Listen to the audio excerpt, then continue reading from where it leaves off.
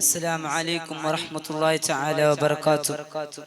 ഏറ്റവും ബഹുമാനവും ആദരവും നിറഞ്ഞ ഉസ്താദന്മാർ, അതുപോലെ ഇവിടെ ഒരുമിച്ച് കൂടിയ സയ്യിദന്മാർ, വിധികർത്താക്കൾ, അഹ്ലുസുന്നത്ത് വൽ ജമാഅത്തിന്റെ കർമ്മധീരരായ പ്രവർത്തകർ, അല്ലാഹു സുബ്ഹാനഹു വ തആല ഞങ്ങൾ ഇവിടെ ഒരുമിച്ചതുപോലെ നാളെ അവന്റെ ജന്നാത്തുൻ നഈം എന്ന സുഖലോക സ്വർഗ്ഗത്തിൽ ഒരുമിച്ച് കൂട്ടട്ടെ.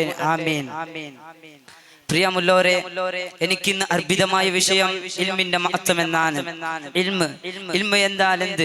അൽ ഇൽമു നൂറല്ലാഹ്.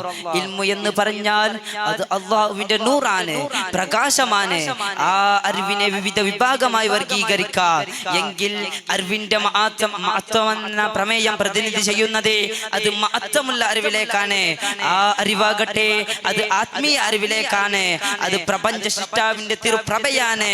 വിശുദ്ധ ഖുർആൻ പ്രപഞ്ച സൃഷ്ടാവിന്റെ വക്കലിൽ നിന്ന് അന്ത്യദൂതരായ മുഹമ്മദ് മുസ്തഫ സല്ലല്ലാഹു അലൈഹി വസല്ലമ തങ്ങളുടെ സമക്ഷത്തിലേക്ക് അവതരിച്ചപ്പോൾ ആദ്യമായി പ്രഖ്യാപിച്ചത് ഇഖ്റ ബിസ്മി റബ്ബിക്കൽ ലദീ ഖലഖ്, അങ്ങ് വായിക്കുക, സൃഷ്ടിച്ച നാഥന്റെ മേൽ വായിക്കുക എന്നായിരുന്നു.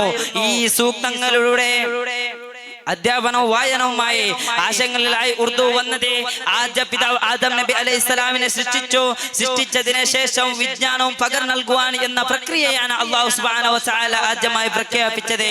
ഇവിടെയും ഈ കാര്യവും സൂറത്തുൽ ബഖറ 31-ാം സൂക്തങ്ങളിൽ വളരെ വ്യക്തമായിട്ടുണ്ട്. ഇവിടെയും അറിവിന്റെ മഹത്വം തന്നെയാണ് പ്രതിപാദിക്കുന്നത്. ഖുൽ ഹൽ യസ്തവില്ലദീന യഅലമൂന വല്ലദീന ലാ യഅലമൂൻ. അറിവുള്ളവനും അറിവില്ലാത്തവനും തുല്യനാണെന്ന് വിശുദ്ധ ഖുർആനിന്റെ ചോദ്യവും അറിവെന്ന ആശയത്തെ വിശുദ്ധ ഖുർആൻ 780 തവണ വിവിധ സൂക്തങ്ങളിലായി അവതരിപ്പിച്ചിട്ടുണ്ട്. വിശ്വാസികൾക്കും വിജ്ഞാനികൾക്കും ഉന്നത പദവി എന്ന ആഹ്വാനവും വിജ്ഞാനമുള്ളവർക്ക് സൃഷ്ടാവിനോട് നീതി പുലർത്തുവാൻ സാധിക്കുന്നുണ്ടെന്ന് ധൈര്യ കാഴ്ചപ്പാട്. ഇവിടെയും അറിവിനെ അനാഥമായ മഹത്വം തന്നെയാണ് അറിയിക്കുന്നത് എന്ന് മാത്രം ഈ സമയത്ത് ഓർമ്മപ്പെടുത്തിക്കൊണ്ട് എന്റെ വാക്കിലേക്ക് വിരാമം കുറിക്കുന്നു. അസ്സലാമു അലൈക്കും വറഹ്മത്തുള്ളാഹി തആല വബറകാതുഹു. ഇതോടുകൂടി